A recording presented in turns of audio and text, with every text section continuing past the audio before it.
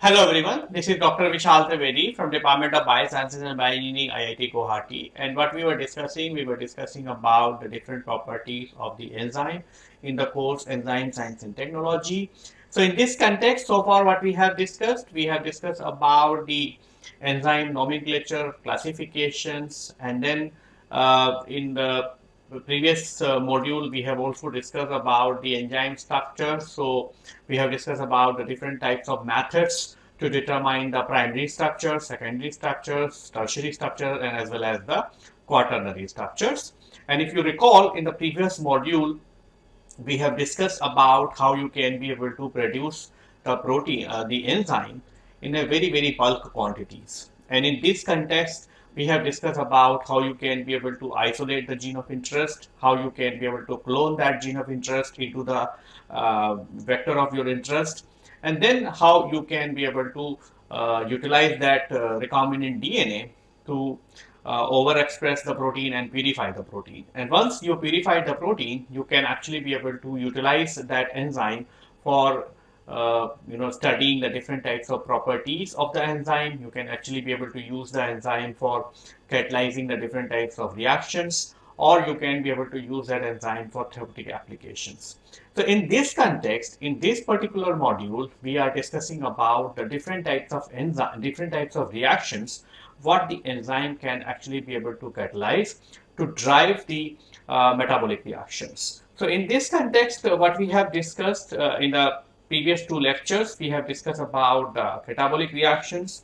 So when we were discussing about the catabolic reactions are the reactions which are actually producing the energy, and we have discussed about the catabolic pathway of the two biomolecules. We have discussed about the carbohydrate metabolisms, and we have also discussed about the lipid metabolisms. And both of these metabolisms are interrelated to each other in many ways, so that the carbohydrate metabolism is cross-talking to the lipid metabolism and vice versa. So both of these pathways are actually going to produce a large quantity of energy, and this energy can be used for many applications. This energy can be used for the growth of the organisms,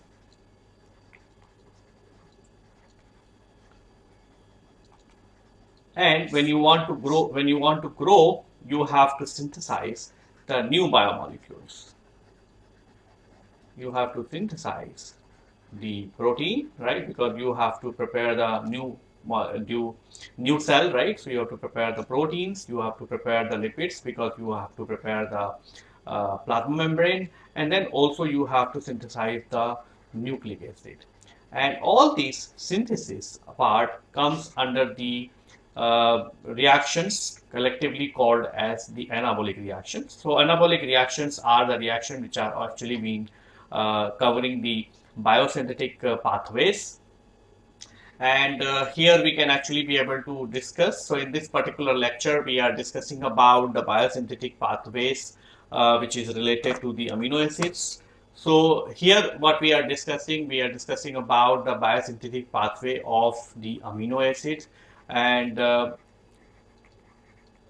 so we have the different types of amino acids. So in this particular lecture, we are discussing about the biosynthesis of the amino acids. So biosynthesis of the amino acids are very important, because when you synthesize the amino acids, you are actually going to utilize these amino acids to synthesize the protein. If you recall, in a prokaryotic system or in a eukaryotic system, from the DNA, you are actually going to produce the RNA, and from the RNA transcripts are actually going to be read by the ribosomes, right? And the ribosome, when it actually going to read the genetic code, it is actually going to utilize the amino acids corresponding to those genetic code, and that's how they are actually going to use the different types of amino acids, and these amino acids are going to be coupled with the help of the peptide bond. So with the help of the peptide bond, the two amino acids are actually going to be coupled, and that's how it is actually going to give you ultimately the proteins, right? And protein synthesis is actually, or the enzyme synthesis is very important for the running the metabolic reactions, and also it is important for the growth of the cell.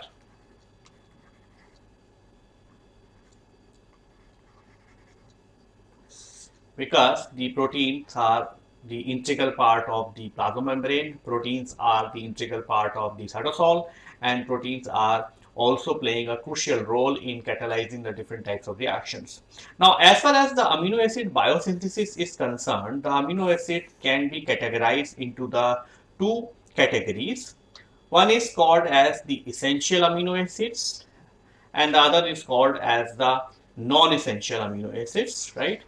So you know that we have the 20 amino acids, 20 naturally occurring amino acids, right? You can actually have the more than 20 amino acids in the non-naturally occurring amino acid, but you have the 20 amino acids as a naturally occurring amino acids, and all these 20 naturally occurring amino acids can be categorized into the two category. One is called as the essential amino acid, the other is called as a non-essential amino acid. So, essential amino acids are like isoleucine, leucine, lysine, methionine, phenylalanine, threonine, tryptophan, valine, arginine, and histidine. What is essential amino acids? Essential amino acids are the amino acids which cannot be synthesized in human body, right, or animal body. So they are actually going to be synthesized in plant, and from the plant you can actually be able to receive into the human, and that's why these are called as essential amino acid, because we don't have the amino acid synthesis pathways for these amino acids. Whereas non-essential amino acids are the amino acids for which the synthesis pathway is available. So synthesis pathway is present in human, right? Or they can be derived from the other metabolic intermediates. Okay, so we can have the couple of examples from this so that you will understand how the other metabolic intermediate could be able to use or could be able to utilize for the synthesis of the amino acids. So principally, all amino acids are derived from the either glycolysis or the citric acid cycle or the pentose phosphate pathway intermediates. These derivatives provide the carbon skeleton for the amino acid, whereas the amino group or the nitrogen from the same is provided by the glutamine or the glutamate. Not all the amino acids are synthesized by the organism, which they need from the outer environment, either in the form of protein or from the dietary food. These amino acids which cannot be synthesized by the organism itself are called as essential amino acids. The rest other non-essential amino acids. The most important reaction that takes place in almost all the biosynthetic pathway of different amino acids are reductive aminations of the alpha keto acid, the reaction which is leading to the formation of glutamate, and transamination reactions which is going to be performed by the enzyme which is called as aminotransferase requires a coenzyme PLP. PLP is pyridoxal phosphate, and pyridoxal phosphate is a vitamin. Okay, and that's why sometimes you might be deficient in the vitamin, and that's why you cannot be able to synthesize some of these crucial amino acids. Now, as far as the amino acid synthesis is concerned, amino acids can be synthesized either from the glycolysis or the TCA cycle or the pentose phosphate pathway. So, if you see an overview of the amino acid biosynthesis, what you will see is that the glucose 6-phosphate. So, this is actually what you see from here to here, that is actually the glycolysis, right? And so, in the first step itself, the glucose is getting converted into glucose 6-phosphate, right? Where, if you recall, we can actually be able to use the hexokinase, and the glucose also can be get converted into the ribulose 5-phosphate, and the ribulose 5-phosphate can be then derived or can provide the biosynthesis of the histidine. Similarly, the glucose 6-phosphate with the help of different reactions can be converted into the 3-phosphoglycerate, and the 3-phosphoglycerate can be channelized into the two different pathways. One is called erythrose 4-phosphate and the other one is called as the 3-phosphoglycerate can be a precursor for the serine biosynthesis. And once you have the serine biosynthesis, serine can also give rise to the glycine and as well as the cysteine. 3-phosphoglycerate can be converted into phosphoenol pyruvate, and if you combine the erythrose 4-phosphate and the phosphoenol pyruvate, that can be served as a precursor for some of the aromatic amino acids such as tryptophan, phenylalanine and tyrosine. Then the phosphoenol pyruvate is getting converted into the 3-phosphoglycerate, and the 3-phosphoglycerate is getting converted into the pyruvate, right? And the pyruvate is entering into the TCA cycle, right? So it is forming the citrate. So pyruvate is a precursor for some of these amino acids like the alanine, valine, leucine and isoleucine. Similarly, from the citric acid cycle, you can have the amino acids like from the alpha ketoglutarate, you can be able to have the precursor for the glutamate. And from the glutamate, you can be able to synthesize the glutamine, proline and arginine.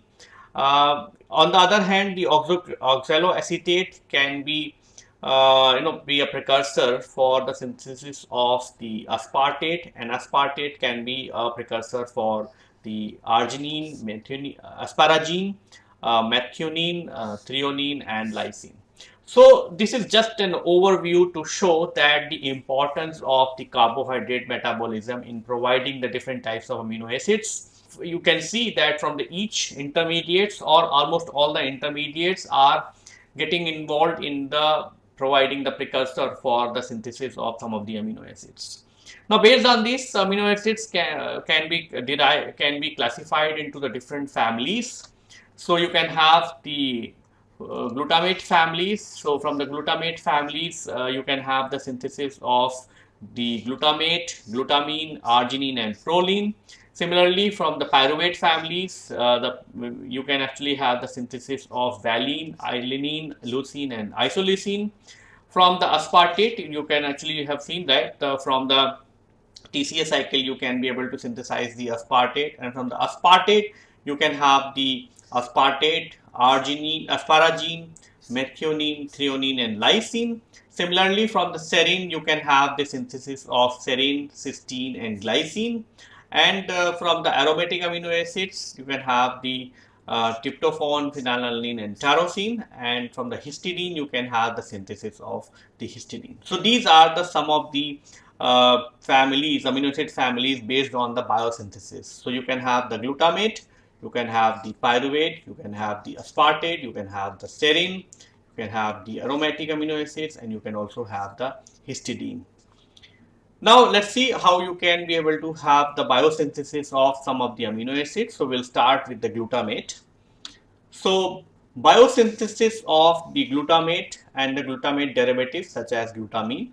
So alpha ketoglutarate. So you will get the alpha ketoglutarate from the TCA cycle, right?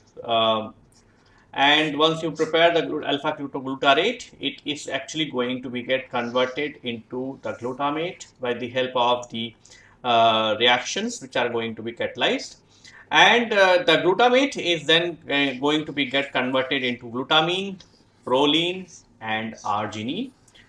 So how you can have the biosynthesis of all of these amino acids? So you can have the biosynthesis of the glutamate and glutamine. So the glutamate is actually going to be synthesized from the alpha ketoglutarate, right? And from the alpha ketoglutarate, then the glutamine synthesis is an important mechanism of ammonium acylations, transportation in different cells and excretion thereafter. Free ammonium ion is toxic for the cell, which is converted into glutamine for the transportations. In bacteria and the plant, glutamate is derived from the glutamine catalase, catalyzed by an enzyme which is called as GOGAT, like the glutamine oxaloglutarate aminotransferase. Here glutamine acts as a nitrogen donor and the alpha ketoglutarate undergoes reductive deaminations. So reaction what is going to catalyze is alpha ketoglutarate plus glutamine gives the glutamate plus NAD plus, and you will see that it is actually going to be use the reducing equivalent and as well as the energy in terms of ATP.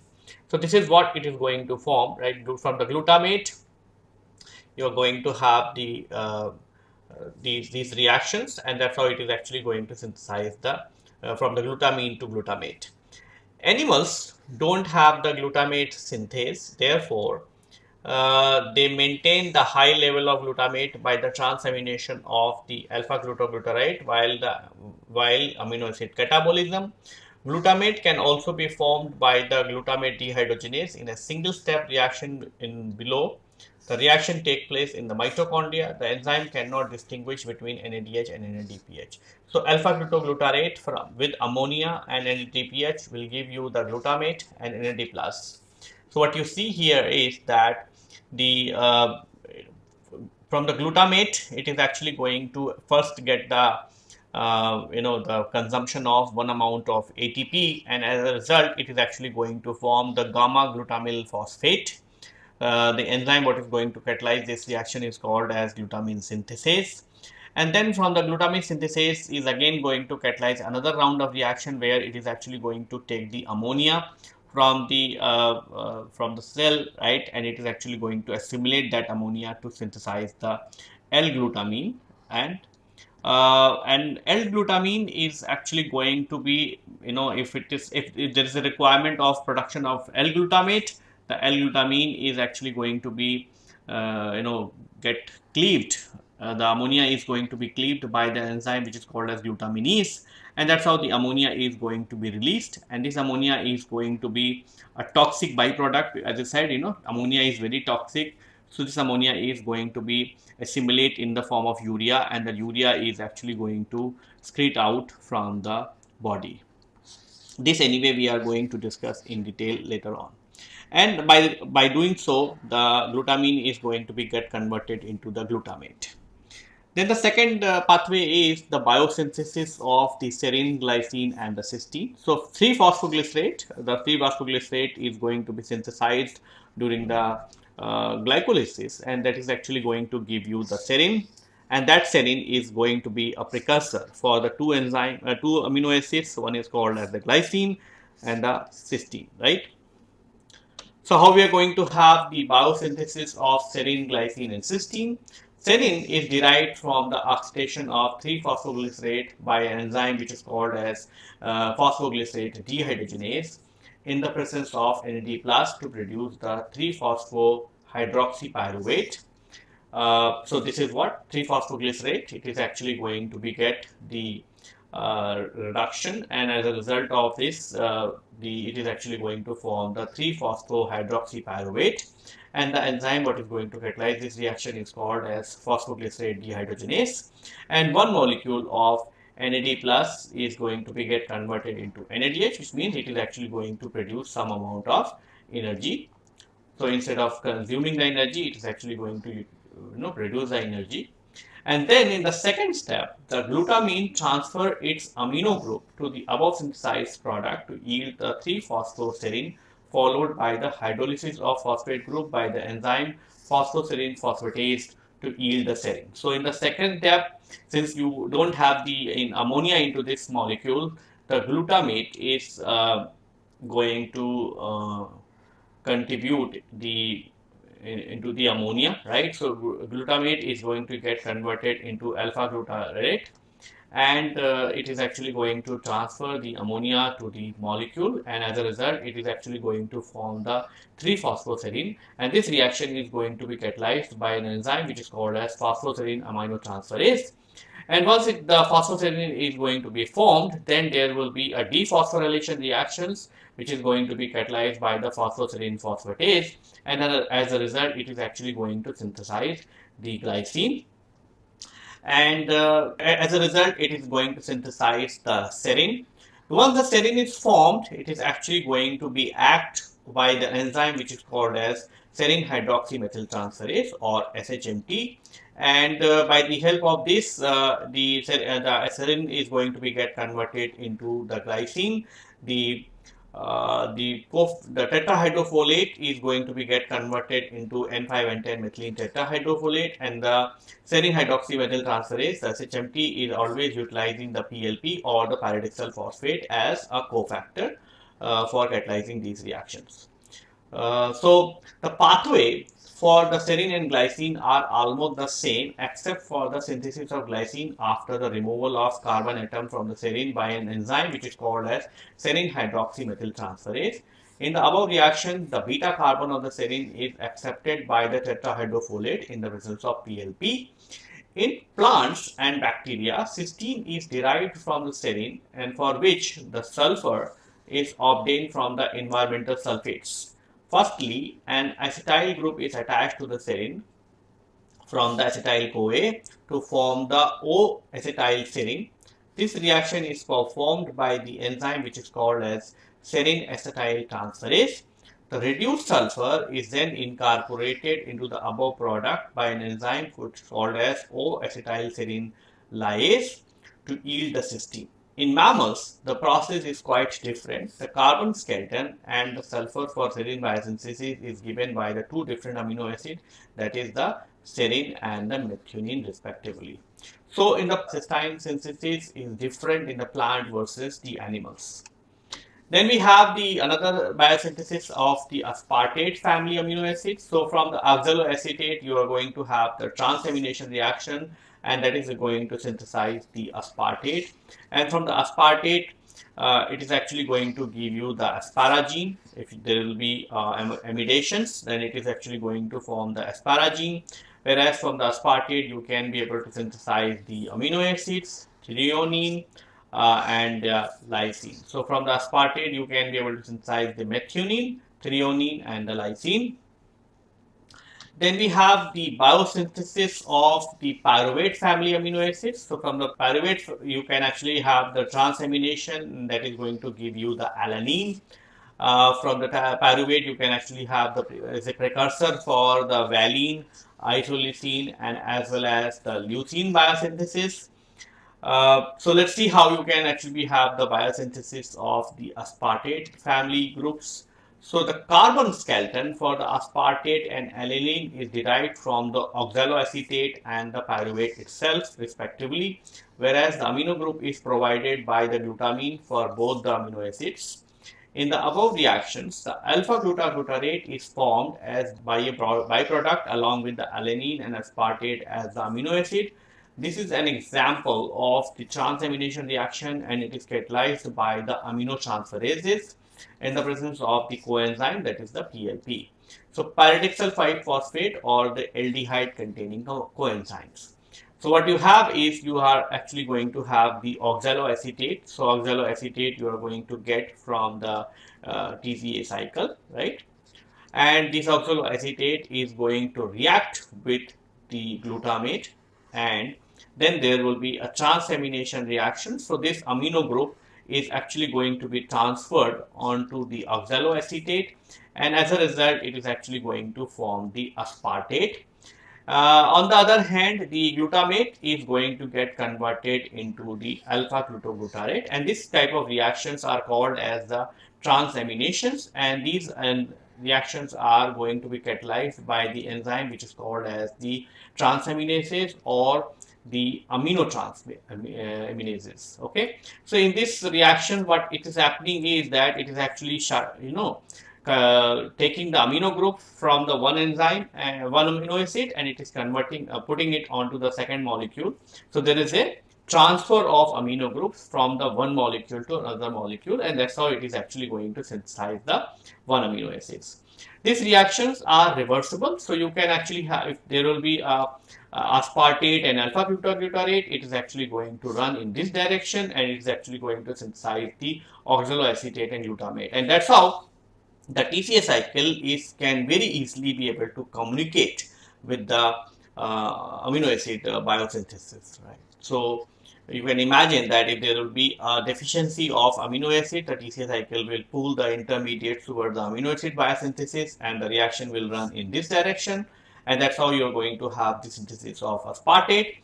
But if there will be excess of aspartate, then the reactions are going to run in this direction, and that's how it is actually going to run the TCA cycle as a faster rate. And you are going to have the very high quantity of synthesis of oxaloacetate, and that oxaloacetate will enter into the Krebs cycle for the energy production. And as a byproduct, it is also going to synthesize the glutamate, and that glutamate is actually going to use for the protein synthesis. Similarly, the similar kind of transformation reaction can also occur with the pyruvate. So in this case, you have the pyruvate and the glutamate, and you can have the amino group which is going to be transferred onto the pyruvate, and it is actually going to synthesize the alanine and the alpha ketoglutarate. This reaction is also going to be catalyzed by the transaminases, and this also has the same kind of significance. When you have the shortage of the sugar, right, there will be, this reaction is going to run in this direction, or if there will be a shortage of glutamate, it is going to run in this direction. But if there is a requirement of alanine, then it is going to run in this direction. So this is actually, these are the reactions which are actually going to connect the carbohydrate metabolism as well as the protein metabolism, and that's how they are actually going to keep a fine balance on the biosynthetic pathway and as well as the catabolic pathways. Then we have the biosynthesis of proline and arginine. So proline is a cyclized derivative of glutamate, which is synthesized in a series of enzyme derived reaction shown in the pathway, right? This is the pathway for the proline synthesis.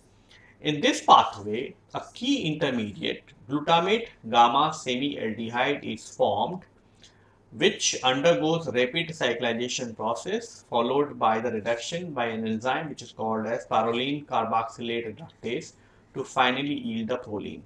In mammals, the proline can only be formed from the arginine. Here, the arginine play a critical role in the conversion of the arginine to ornithine, which is converted to the gamma semi-aldehyde by an enzyme ornithine alpha amino transferase, which then follow the same pathway as described above.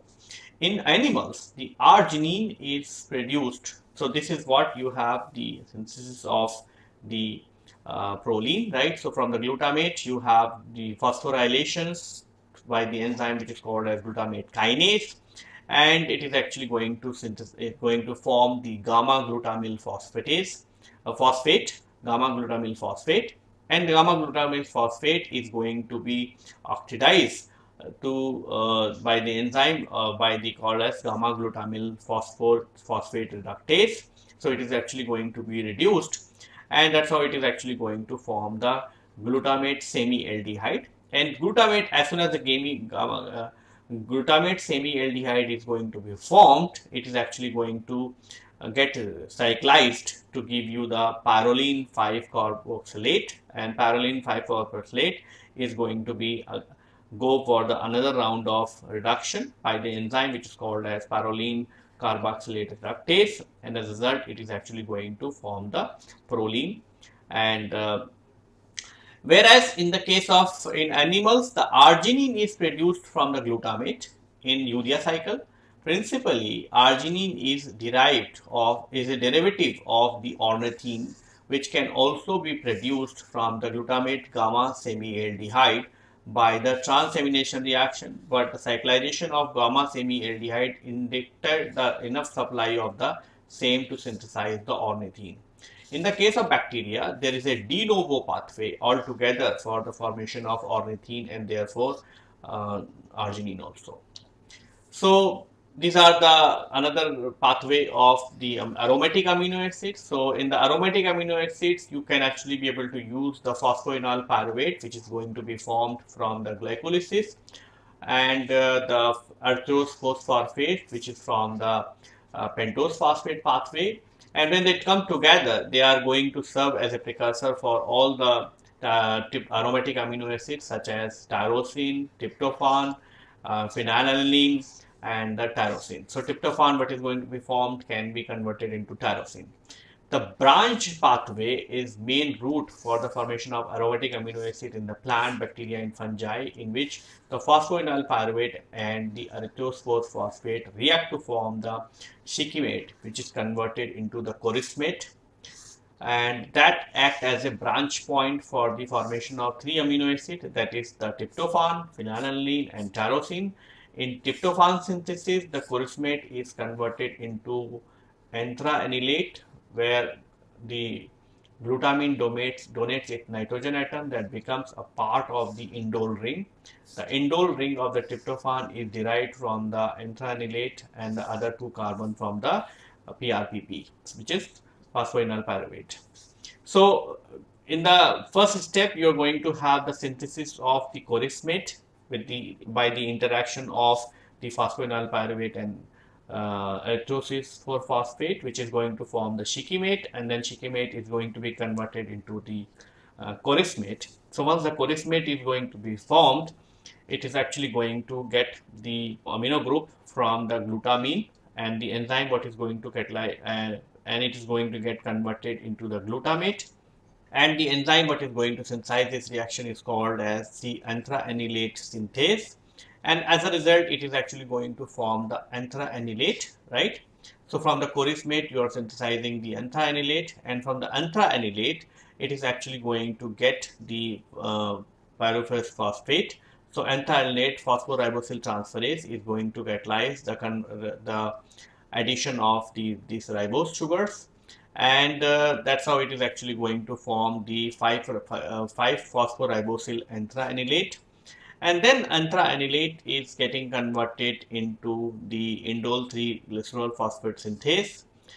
With the help of this, it is actually going to form the enol 3 carboxyphenyl amino deoxyribulose phosphate, and that get converted into indole 3 phosphoglycerate, and that is going to get the conversion of this into the tryptophan with the help of the enzyme which is called as tryptophan synthase, and the serine is actually going to be get converted into glycerol triphosphate, and that's how you are going to have the synthesis of tryptophan. From the tryptophan, the enzyme synthase which form the last reaction in the conversion has two subunits, right, and the two part of the whole reaction. So indole 3 glycerol phosphate is going to first get converted into indole and the glycerol 3 phosphate, and the indole is going to react with serine, and it is actually going to form the tryptophan. So indole formed in the first part of the reaction is moved through the channel from the alpha subunit. The beta subunit activate where it undergoes condensation with shift base intermediates and results in the reaction between the PLP and serine. In animals, the tyrosine can be formed by the hydroxylation phenylalanine at the C4 position by the enzyme which is called as a phenylalanine hydroxylase. So the tyrosine what is going to be formed when it is going to get the hydroxylation, it is going to form the phenylalanine, and the enzyme what is going to catalyze is called as the phenylalanine hydroxylase. Then we have the biosynthesis of the phenylalanine and tyrosine in the plants and bacteria. So in the plants and bacteria, phenylalanine and tyrosine is derived from the chorismate, whereas prephenate is the common intermediate, and then pathway diverges to the two branch, one forming the tyrosine and from the 4-hydroxypyruvate, and the other is forming the phenylalanine from the phenyl pyruvate. So this is what you have. First, you have synthesized the chorismate, right? So chorismate is going to be synthesized. You might have seen how the chorismate is formed when we were the phosphoenol pyruvate and the electrolysis 4-phosphate is reacting with each other and forming the chorismate, and the chorismate is actually getting converted into the prephenate by the enzyme which is called as chorismate mutase. And the prephenate is getting diverged into the two pathway. One is giving rise to the synthesis of the tyrosine. The other is going to give rise to the synthesis of phenylalanine. So in the first step of the tyrosine synthesis, the prephenate is getting oxidized to give rise to the 4-hydroxyphenyl pyruvate, and the enzyme what it catalyzes this reaction is called as prephenate dehydrogenase. And then for 4-hydroxyphenyl pyruvate, there will be amino transferase reaction, and that's how the glutamate is getting converted into alpha ketoglutarate, and that's how the 4-hydroxyphenyl pyruvate is getting converted into the tyrosine. Similarly, in the second pathway, so this is the first pathway. The second pathway, the prephenate can also form the phenyl pyruvate with the help of the enzyme which is called as prephenate dehydrogenase, and there will be a decarboxylation reactions, and then this actually going to get the aminotransferase, and that's how it is actually going to form the alpha glutaglutarate, and it's going to form the phenylalanine. And you might have seen that the tyrosine also can get converted into the phenylalanine with the help of the enzyme which is called as the phenyl hydroxylase. So the final reaction of transamination involves the transfer of amino group from the glutamine. Then we have how we can actually have the regulation of the amino acid biosynthesis, right? So from the glutamate, you can have the synthesis of glutamine. The enzyme what it catalyzes this reaction is called as glutamine synthetase. And there are many amino acids which are actually going to block this activity. So amino acid biosynthesis is allosterically regulated. The end product of the pathway generally regulate the enzyme that catalyzes the initial step of the pathway. Along with the allosteric modulations, feedback inhibition is also seen that regulates the amino acid biosynthesis. Glutamine synthetase is an important enzyme that participates in almost all the biosynthesis pathway reactions. Therefore, this enzyme is inhibited by various other molecules such as AMP, CTP, glycine, alanine. The overall effect of all the inhibitor is that the more additive, and it is hence is known as the concerted inhibitions. So since the glutamate can also be form the glutamine, and then from the glutamate you can also have the synthesis of many other molecules like the glycine and the cysteine and all that. Glycine is actually going to inhibit this activity of glutamine synthetase. Alanine is also going to inhibit this activity. So other mechanisms seen are sequential feedback mechanism, which are more profound in the aromatic amino acid biosynthetic pathway. In this mechanism, the amino acids phenylalanine, tyrosine, tryptophan sequentially inhibit the 3 isozyme of the enzyme which is called as DHEP, or 2-keto-3-deoxy D-arabino heptosylate 7 phosphate pathway. So this is all about the catabolic reactions what we have discussed and the anabolic reactions. But whether you catalyze the catabolic reactions where you are going to convert the glucose into the carbon dioxide plus water, right? And that's how you are actually going to produce some energy, or whether you are going to run the anabolic reactions so that the some of these glucose derivatives are going to be get converted into amino acids, and in this pathway also there will be a production of ammonia.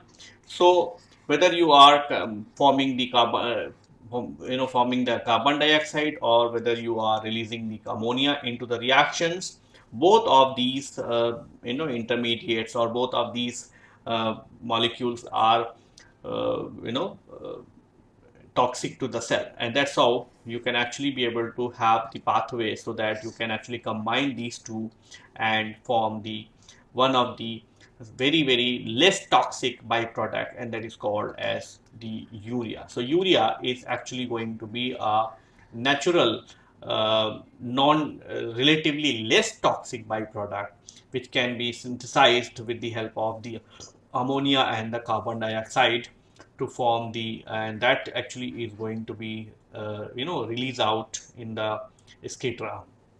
So how the urea excretion or the nitrogen excretion is going to take place. So nitrogen excretion and the urea cycle. So the urea cycle is made up of a 4 step: the formation of citrulline from the ornithine and carbamoyl phosphate. Citrulline enters the cytosol.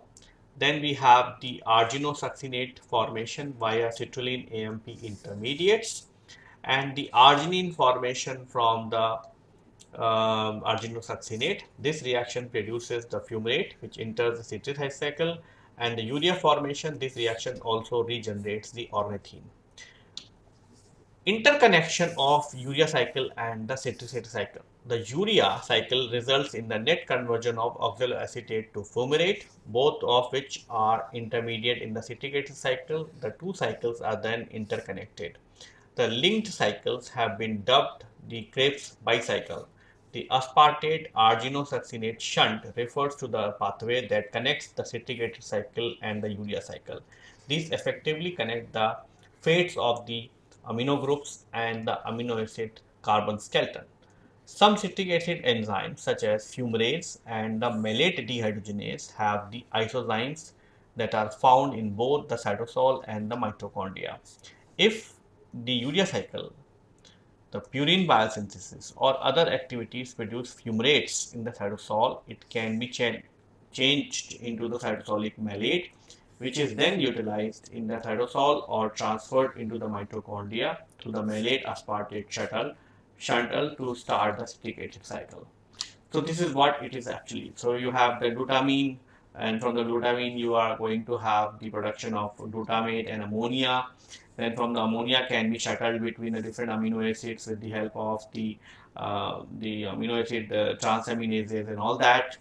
And as a result, you are going to have the synthesis of the ornithine, and ornithine is getting converted into citrulline, and citrulline is getting converted into the arginosuccinate, and then arginosuccinate is reproducing the ornithine, and with the help of that it is actually going to form the urea. So it is actually going to take up the nitrogen toxic products from the mitochondria. So these are the reactions what are going to catalyze in the mitochondria, and these are the reactions what are going to synthesize in the cytosol, and ultimately it is actually going to produce a urea, and urea is a water soluble product. So it's actually going to be solubilized in water, and that's how it is actually going to be excreted out in the phase of urine.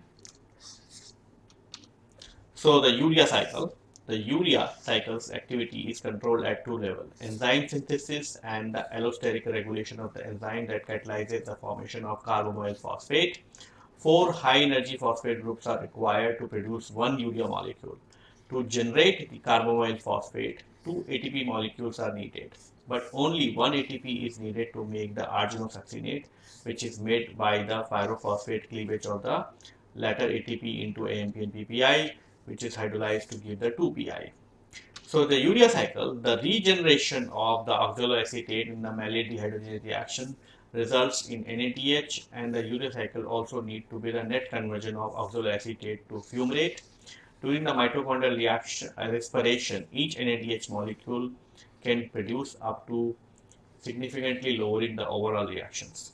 So you can have the two molecules of ammonia, you can have the bicarbonates, you can have the ATP, and that's how it is actually going to form the urea with two ATPs and AMPs and water. So the net reaction of the urea cycle is that you are going to consume a large quantity of energy, like the 3 ATPs, and it is actually going to fix the ammonia and as well as the carbon dioxide from the byproducts, and that's how it is actually going to form the urea, and urea is going to be excreted out from the body by the urine. Okay.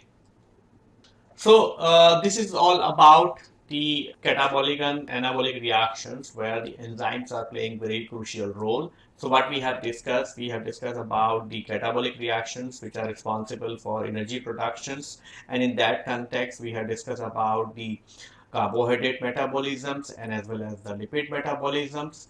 And within the carbohydrate metabolism we have discussed about the uh, we have discussed about uh, the glycolysis and as well as the Krebs cycle, and we have discussed how the glycolysis and Krebs cycles are important for the energy production, and how these pathways are connected to the other pathways for the for making a fine balance, so that you can be able to control the different intermediates from the different pathways, and that's how the Krebs cycle is called as the central pathway. And then we have also discussed about the lipid oxidation. So we have discussed about the beta oxidation, different steps in the beta oxidations, and how the beta oxidation is producing the large quantity of energy, because every beta oxidation cycle is producing the one molecule of acetyl-CoA, and that one molecule of acetyl-CoA is entering into the Krebs cycle, and that's how it is also running the it is also producing the large quantity of energy through the utilization of the Krebs cycle. And at the end, we have also discussed about the anabolic pathways. So anabolic pathways are responsible for the biosynthesis of the different types of biomolecules, such as the lipid molecules, the protein molecules, and as well as the amino acids. And in this particular context, we have discussed about the biosynthesis of the different types of amino acids. So we discussed about the essential amino acid and as well as the non-essential amino acids. And what we understood from the biosynthetic pathway is that the biosynthetic pathway utilizes the energy what is being produced during the catabolism to run these condensation reactions and all other kinds of reactions to synthesize the new molecules. And what we have also seen that the anabolic reaction and as well as the catabolic reactions are communicating with each other through the some of the crucial intermediates, and enzymes play a very crucial role in all of these pathways and as well as the crucial steps, and that's how you might have seen that the many of the reaction intermediates are allosterically or feedback mechanism way is modulating the activity of these enzymes, and that's how they are controlling the reaction intermediates. So with this, I would like to conclude my lecture here. In our subsequent lecture, we are going to discuss some more interesting aspects related to enzyme. Thank you.